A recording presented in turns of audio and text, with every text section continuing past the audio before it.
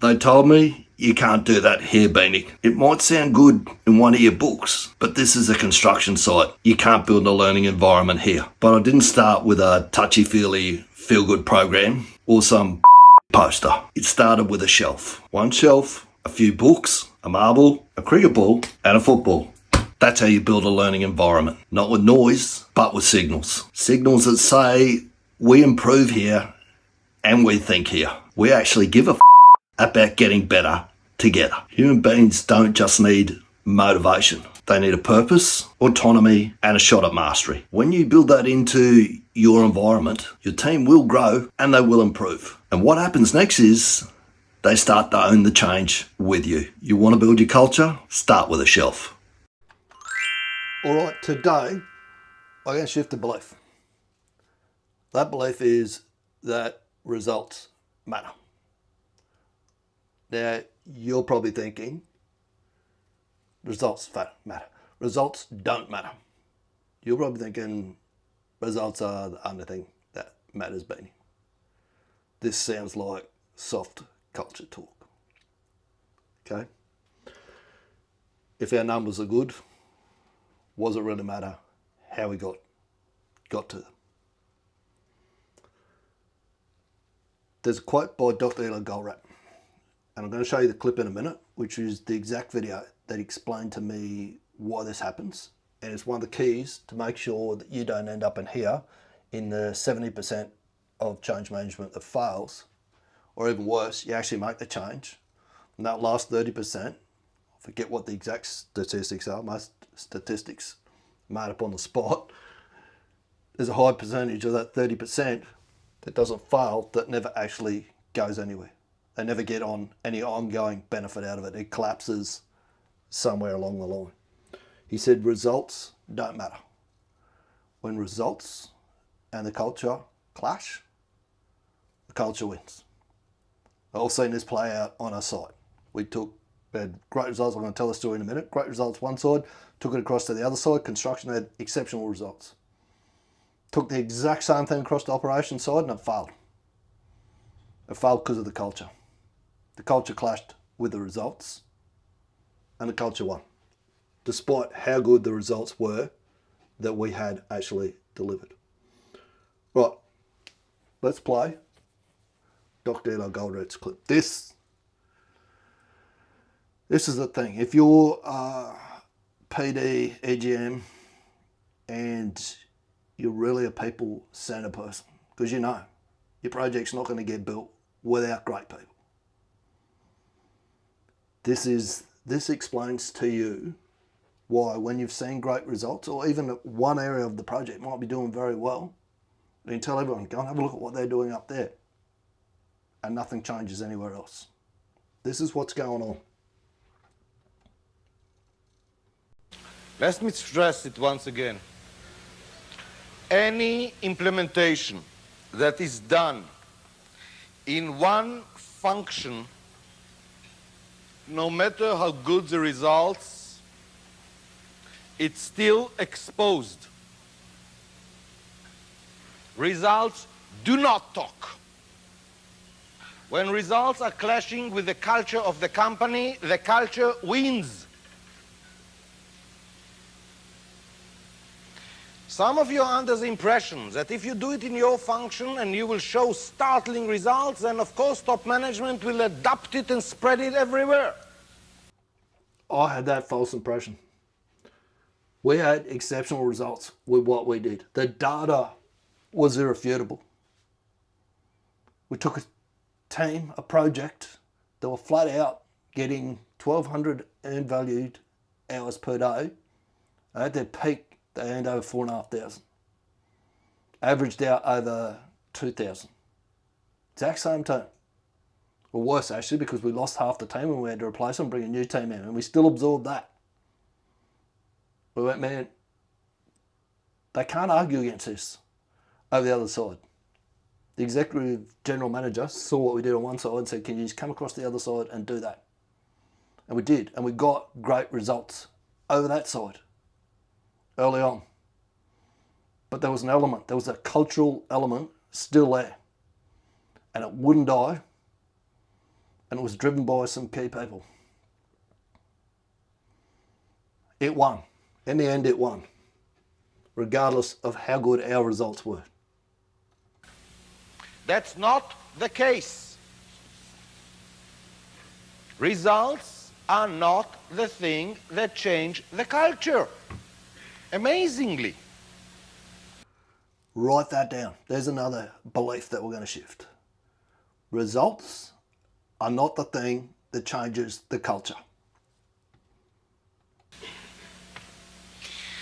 Now I hope that you understand more. Why do I claim that if you do want a real PUGI, a real process of ongoing improvement, if you want that the implementation will continue to grow, if you want that the implementation will not be killed by the culture, you must take the holistic approach. And taking the holistic approach means the strategy and the tactic of the company have to be devised in this way.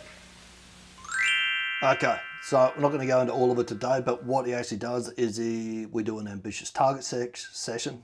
We embrace the skeptics, which hold the culture, which kill the results. We embrace what they had to say. Take that on board. We take a small team to the edge, a small stealth team that are the catalysts.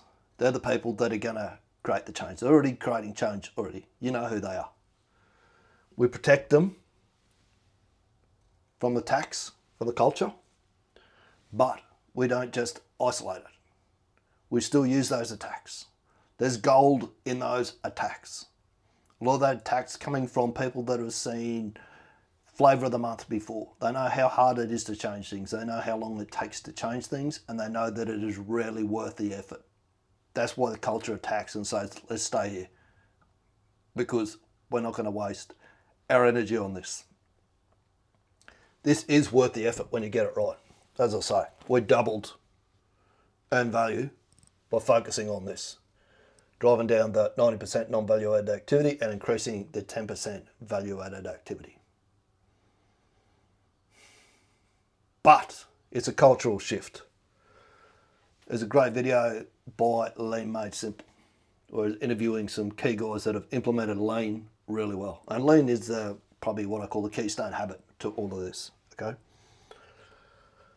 There's one line that a guy says at the start of the video, and goes, tools and techniques are the easy bit. And that's where most of your consultants sit, right? They've got, oh, we've got this tool, we've got this fucking board, we do this, whatever. We've got this technique. Must follow it. Don't follow it, it'll all fall over. It's not. Tools and the techniques are the easy bit. It's keeping your leaders engaged, motivated, and able to sustain it. That's your real challenge. It's creating this loop. I'm on day, where am I? 1, 2, 3, 4, 95 or 180 doing ORCA. You have to build that under your sight. That has to be a culture shift so that we turn up and we do this loop every day regardless of whether we feel like it, we don't feel like it, think got time, think we're too busy. That's a cultural shift. This is our objective. This is our priority for the day, is to make sure this happens. That's a cultural shift. The results will come out of it, but the results don't drive it. You've got to make the shift first. You've got to build the muscle. Same's going to the gym. Got to do your reps. Right, let's get that question up there. Unknown. That worked well. Why did that not? Paste. To, might have to read this out there. Adam B on YouTube. Paste. Why has that not done that? Can I show it there? All right, there we go. Some reason, didn't want to let me show the usual one. When results and a culture clash on your project, which one actually wins? What's your opinion? Have we shifted the belief? Tell me whether it's shifted, whether you've still got the before, which is results, force behaviour to change. A, still believe that. I need to do some more work. Or B, culture quietly overrides the results. Don't ever write an essay, just write A or B. Because I tell you right now, I don't even believe B's right. Culture doesn't quietly override it. It completely tramples it. It might take a little while to compound and build its momentum back up to where it's got the confidence to get past what you're trying to shift, but it wins. It always wins. Unless you focus on the shift and getting the culture right first, the results don't matter a damn. Which is a better pill to swallow, because that's what we're always taught, as if you just do the right thing, you'll get recognised for it. Bullshit. You might. Highly unlikely that you won't. That's why we get so much of this. Eliminate eighth waste on our construction sites. Is we've got people, great people, who think that if they just produce results, they'll get recognised for it. We're not great at recognising great results. The culture comes and attacks it, kills it off. They get attacked personally. They get attacked in the crib room. All the time. Even with what I do and what I've done on different sites, doing these videos, there's still people out there go, oh, it's all shit what he talks about. It wasn't like that at all. It's because they didn't understand or they didn't buy in. They don't want to change. You must change the culture before you worry about the results. The results will come from the culture change, but we need to focus on the culture change. Let's just squeeze this down a little bit because it's too big. Might actually take it off. A or B? Drop it in the comments. Right, let's get on with our daily ORCA. Couple things that I want to do here today. So yesterday's, I want to upgrade our ORCA process. Okay, so there's a couple of tweaks that we need. I need a new prompt that I can copy paste straight into the ORCA wingman. A couple of things that I want to change. I want, instead of it asking me what's the actions, I want to take a photo of the board. I'm going to have on the board who does what, when. Okay, so it'll say put your actions up on the board, and then we take a photo of that and I give it to it, and it captures that, transcribes from the board, captures those actions, which is going to, at the moment it's doubling up, it's doing it twice. So we need to address that. What else are we going to do? And down the bottom, I want it to separate, when it does for me, I want it to drop the actions into one box that we could copy paste in a chat, and I want the handover that it does back to mocks to be in a separate box that I can copy paste. I want it to separate those two things because there's a bit of waste going on there in that process. So I want to address that. Does that make sense? Can you please tell me what, before you go ahead and rewrite the prompt, tell me what you're actually going to do to make sure we're on the same page here. We're going to switch to Claude very soon because I've seen some stuff on Claude and AI agents and how that works, and it's insanely good.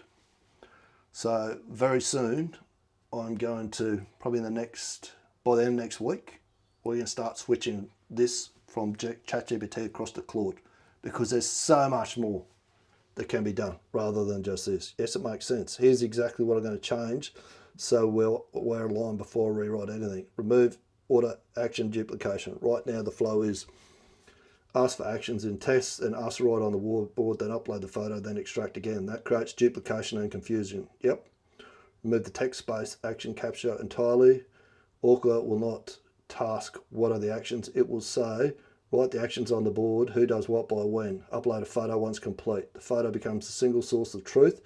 It extracts once. It does not re-ask or rewrite unless unreadable. That eliminates a doubling up bug. First photo action capture. New structure actions. Prompt to write actions on the board with who, what, when included. Upload a photo. Wingman extracts the actions from the image. Transcribes cleanly. Stores internally as open actions. Does not re-ask, own a deadline. Only ask clarification if unreadable. So no second question looping. Perfect.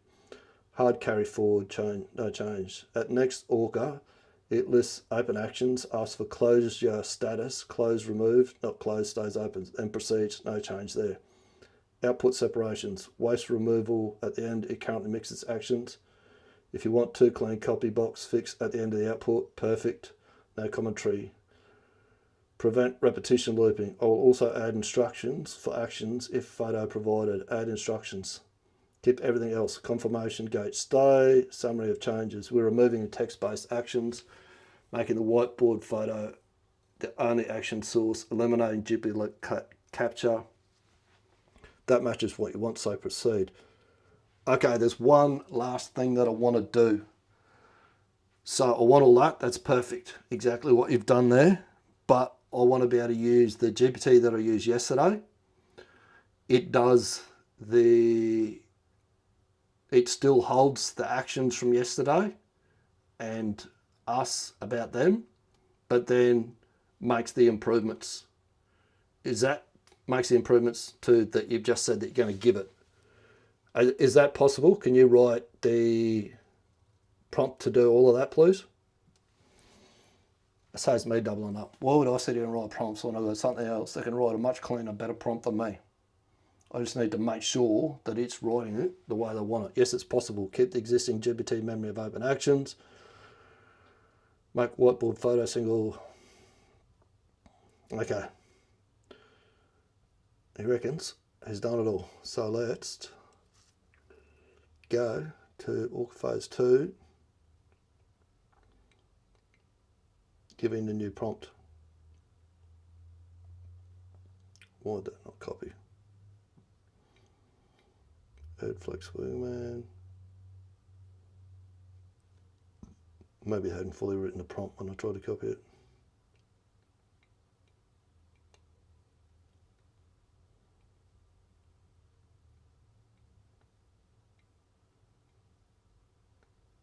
What's he done here? Just make sure. Below is clean copy paste prompt.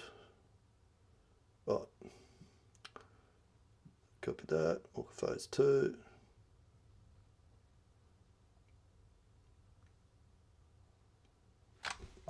Hey. Spilt me coffee. Let's see what he does. Run ORCA debrief.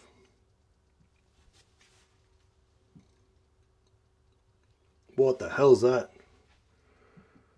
Run ORCA debrief.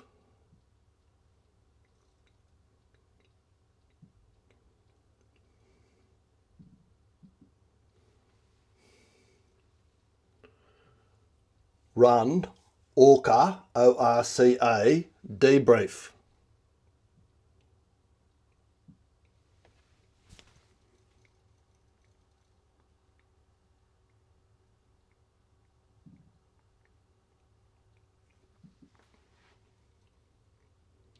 So they were the current open actions. Was the current action 1? Yes. Action 1 was complete. Was action 2 completed? Yes. So this is, did we do it or did we not do it? If we didn't, it's going to stay there. Too often we get actions and no one does anything with them. This creates transparency. Hey, fat fingers. Yes.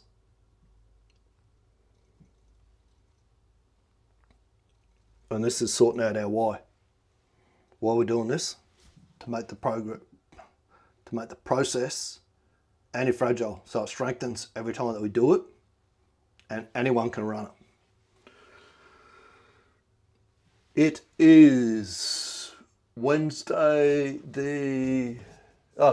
it is Thursday, the 26th of February 2026. The time is 10:16 a.m. and we are in Beanie's office. Reason why I've asked it for time, date, time and location is we can use this ORCA right across the project. Man, I'm having trouble with P words today. So anywhere out in the field, the paddock, someone can do a stop and fix it with the ORCA and use the same prompt. We can pull data back from the paddock, so we can say, let's get all of the field data, pull that in, and let's assess it.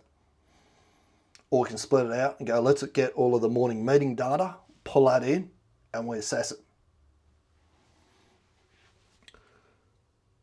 The objective of today's mission was to improve you with a new prompt that removes friction from our taking actions process.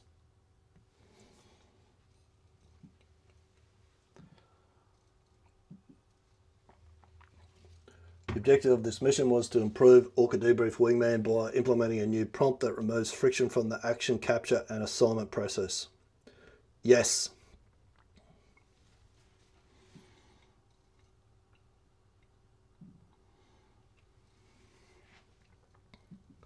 So far, it is working, but we have to go right through this process to be able to test it, which we're doing at the moment. So we'll actually put that as an action for tomorrow.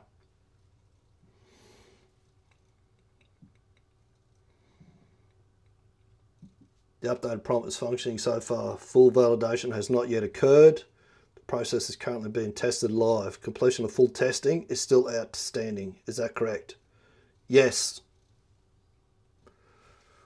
So here's where I would go to my board. I know 3 pens. Blue. I've always got a whiteboard running. So let's bring you around here. That's not the one.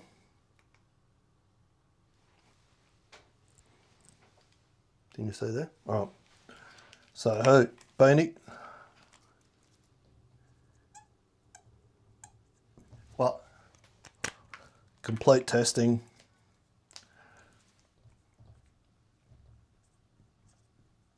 Testing of new ORCA Wingman prompt. When's he going to do that? That's number 1 action. That needs to be completed today. What would he say? 26. Second, 26. What caused those results? Update prompt. We run the ORCA process daily, or running the ORCA process on the ORCA process. So I might want to bring the camera back here so you can see me. Maybe you don't want to see me. Run the ORCA camera on the ORCA. Let's kill that one and get rid of that. Start again. This is what happens when I'm talking sometimes.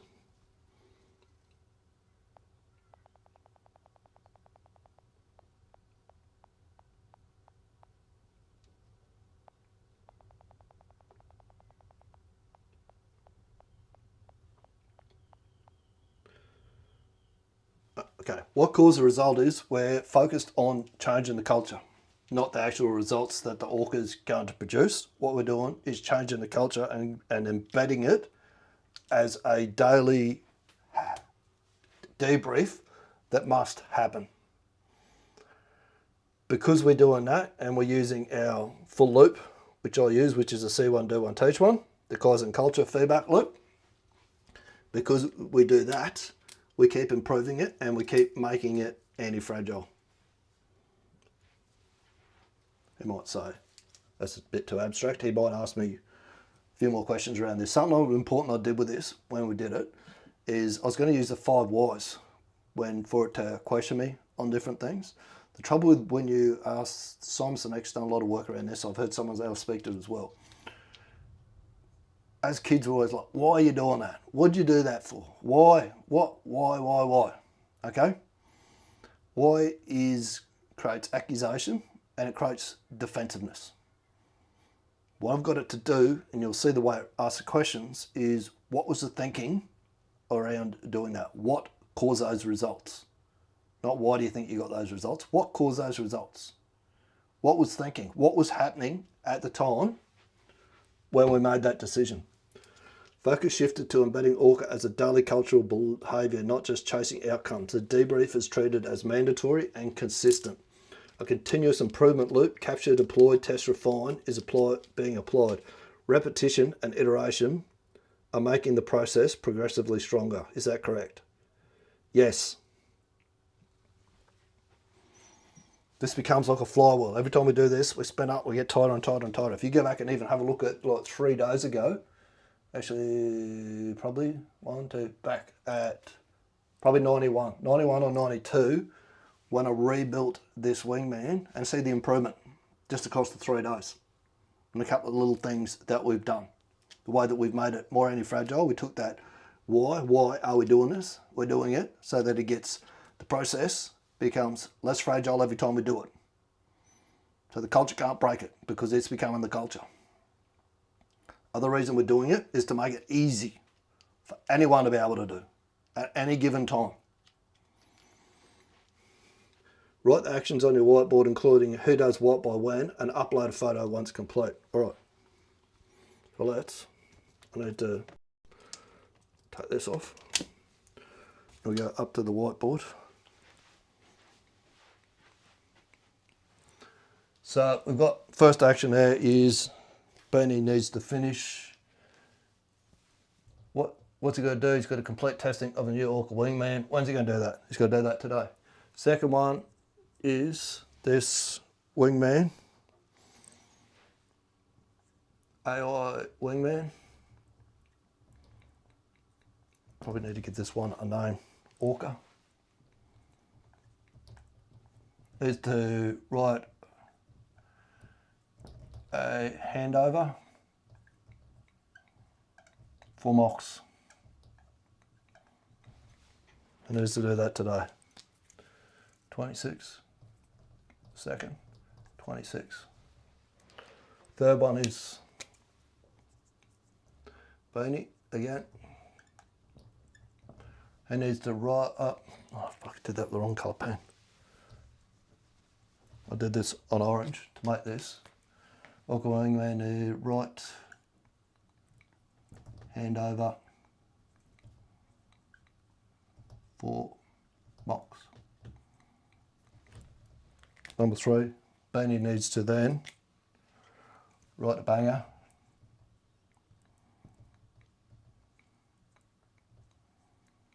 and post tomorrow's live to LinkedIn.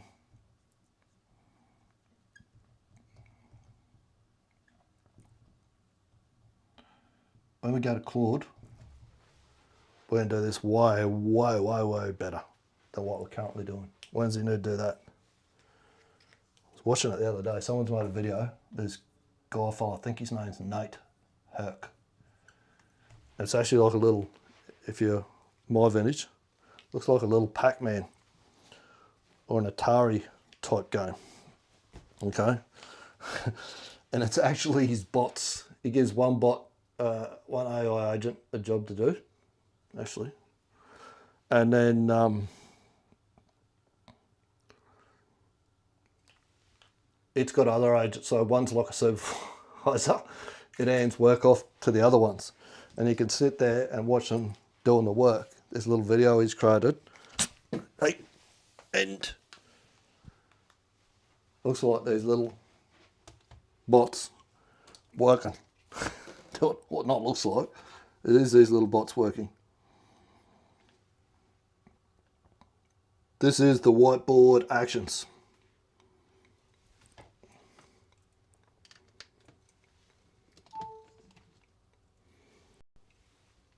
Open actions. Owner, Beanie, action, complete testing of new ORCA wingman prompt. Deadline 26th of 2nd, 2026. Yep. Owner, AI wingman ORCA action. So I'd be able to automate this. I'd just be able to create the action with Claude instead of me now having to go and, well, he's going to write the handover here anyway, but then I could say to it, you hand it off to that one and get that one to write the copy, then hand it off to the banger bot. The banger bot will give you some feedback, go backwards and forwards 3-4 times until you tighten the post right up, get to the point where you're happy with it. Then you send it to me. I'll do a final review, I'll have a look over it, see whether I'm happy with it or not, give you any instructions. So it's going to remove me out of that part of the frame. Oh no, Beanie, write a banger post and tomorrow's live to LinkedIn. So it'll do that. All that will happen automatically. Imagine that on your construction site. You've got to stop thinking of AI as a tool. It's not. It's a team member. It's a strategic thought partner, like I'm doing just here. And it should be an integral part of your planning team. We can take it and train it to be like one of the best minds on the planet for planning. Guy I do a lot of podcasting with, Jason Schroeder. So you take all of his thinking, apply it to this, go and create a pull plan for this. Go and create a sequence for this. Give us a attack plan for this. Let's look at our resourcing. Is this going to flow? You're the theory of constraints expert. Look across it with a critical eye. You're the red team. You're the skeptic. Have a look at our plan and pull it apart and give it back to us. Now we'll improve it, now we'll give it back. This is where we're going. Get on board or you're going to get left behind. All actions include owner, so he's done that. Beanie completed testing a new ORCA wingman. Open actions. Extracted open action. So progress. Maybe our prompt has come unstuck here. Wait and trigger.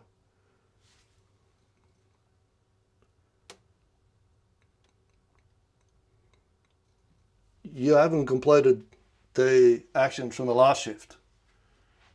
Is it a poor prompt or you're just not following it? Because you're supposed to now drop out. You did the actions, but you're supposed to put where's your handover to mocks? You haven't done that. You haven't dropped that into a block that I can copy paste. And you're supposed to drop the actions into a block that I could copy paste easily as well, separated. Why have you not done that?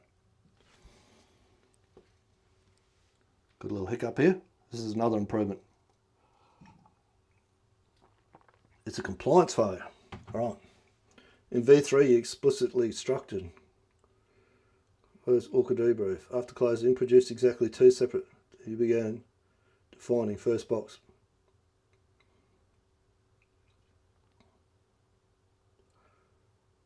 That is deviation from your intended output structure. The output section specification in V3 is incomplete. Stops at first box. If you want, state define output section.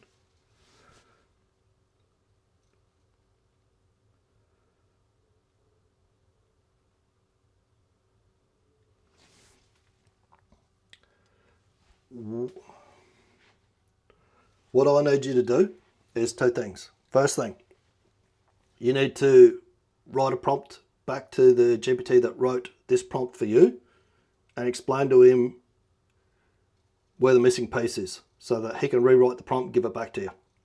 I don't want you fixing yourself. I want a third party correcting you. He's thinking of him as your wingman. Second thing is you need to write the mocks handover. Do you understand what the mocks handover is? You did it yesterday. I want you to write it the exact same way today, the summary of today's. These two need to be below in two separate blocks that I can just copy and move. Before we do that, explain back to me what you're going to do.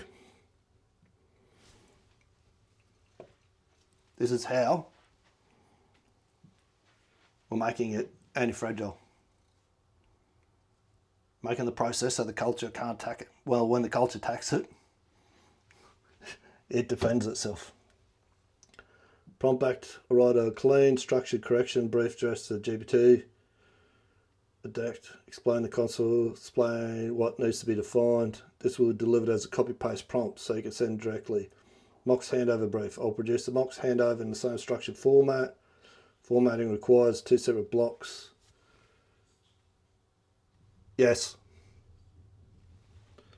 So he's now going to go and write those two for me. So this is for, first one's to go back to the ORCA wingman. We're going to take that back to him and he's going to rewrite the prompt so that this one doesn't go on choose your own adventure when it decides to go and do its own thing. It actually finishes the full sequence out exactly like we asked it to. And this is where most people go wrong, right? They go, oh, fucking hell, I didn't do what I wanted it to do. And it's useless. It's shit. Just don't have a decent prompt. You just got to keep working the prompt and work out that this thing, you're still in control of it, but you need to do your ORCA. If it's not doing what you wanted it to do, stop, fix it. So we'll give that prompt back to the other one and I'll test that. There's a handover brief. Okay, so I'll copy that one. Give that back to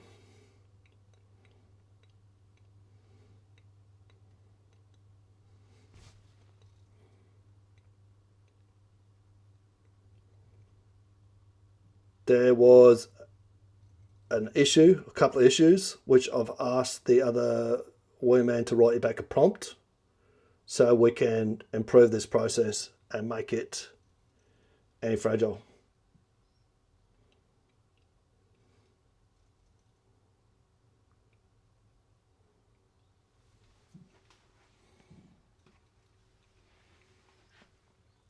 You can replace the existing output section in ORCA debrief wingman v3 with this exactly as written.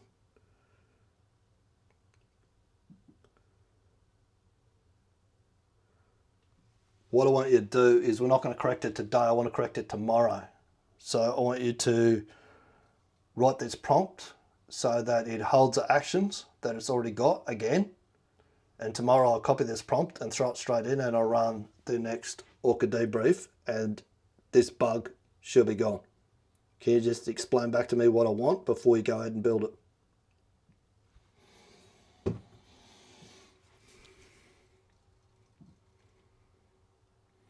Here's what you're asking for. Reflect it back cleanly before I write anything. You do not want to fix the live prompt today. You want the current ORCA wingman to keep holding its existing open actions. No reset, no loss of state. Tomorrow you will paste the corrected prompt, run ORCA debrief. It must still remember today's open actions. Review them properly, not duplicate them, not lose them, not re-ask for actions in text, not break the output boxes. So what you need from me now is a revised prompt that preserves persistence, open actions, does not wipe memory, fixes the output section bug, fixes the duplication bug, keeps hard carry forward, keeps photo only action capture, keeps separated output boxes. Copy paste ready will work immediately tomorrow when you replace the old instructions. And critically, you want it written in a way that assumes the model may already have open actions in memory and must not clear them. That's the key constraint. Before I build it, one final clarification. Do you want the new prompt to explicitly say, if open actions already exist in memory, preserve them and do not reset? Or do you want it to silently assume persistence and just continue? I want it to silently assume persistence and just continue because it should have, that'll be a test for it to see whether that part of the process is fragile or if it's not.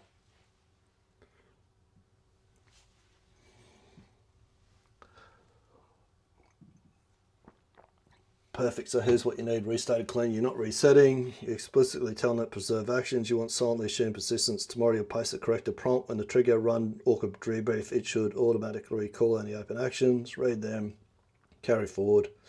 You're deliberately testing any fragility. Good, that means new prompt must not mention resetting memory. Blah, blah, blah, blah, blah. Right, that's done. So we've got a prompt to carry forward for tomorrow. Let's go and see how well he wrote his handover for mocks.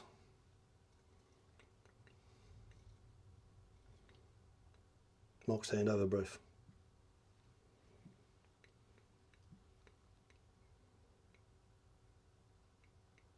See, all of this, like I was saying before, all of this that I'm copying and pasting backwards and forwards before, when we go to Claude, it will do this. We'll train it, we'll have those little agents. It's the video is great. If you want to see the video, put AI agent video in the comments, right? And they're all sitting at their little desks and they do their bit, and our mate does his bit and he picks it up and he holds it, hands it to the other one over here. It's awesome. Let's see how well he wrote this prompt. See what Mox delivers out of this.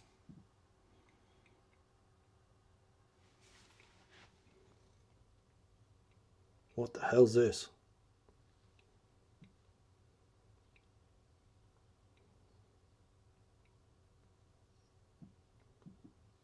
That's the ORCA, man. ORCA phase 2.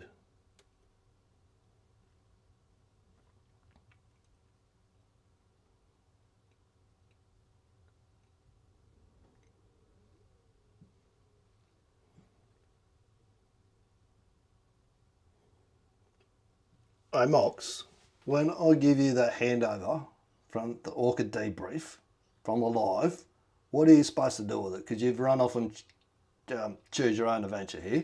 Explain back to me what you're really supposed to be doing this.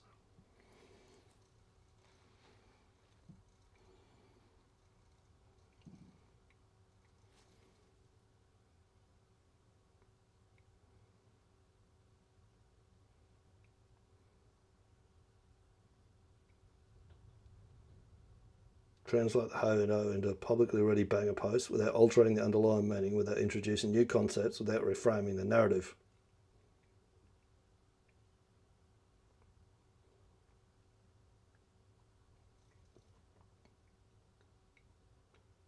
When I choose my own adventure, the mistake is treating the ORCA as the inspiration instead of the constraint.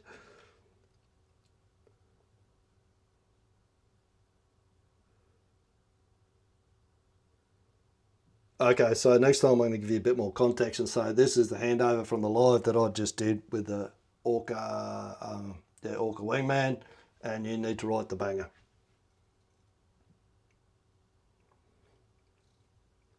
We can tighten that up. We can improve that process by telling it, going back and getting it to write another prompt for it and saying this is where the process is breaking at the moment. This is our continuous improvement loop. Actually, we should put this here.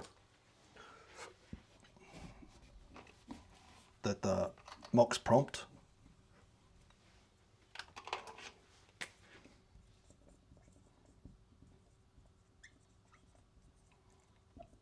from ORCA wingman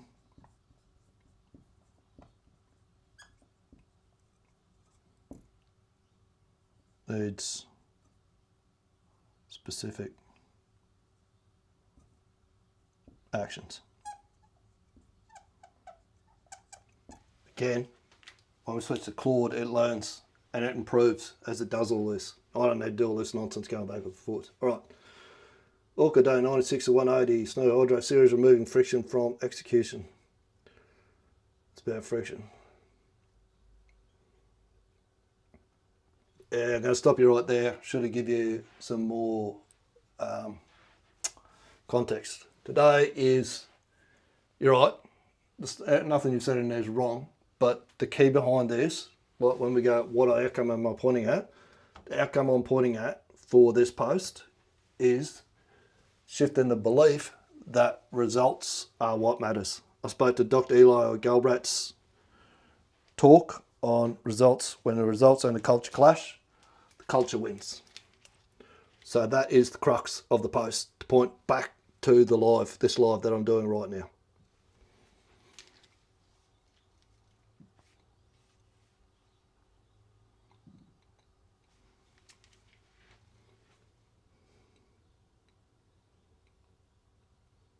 Results and a culture clash. Most projects are obsessed with results. Oh, not going to make City and watch anymore. We're at 45 minutes anyway. So I've got 3 ticks in the box today. And our deliberate practice. I'll take that across to another wingman that I got, the Banger Bot. When I can get my mouse to work. And he'll fine tune it, and you can have a look at the post this afternoon, see what we get. Take it, use it, make it a great week. Oh, I nearly forgot.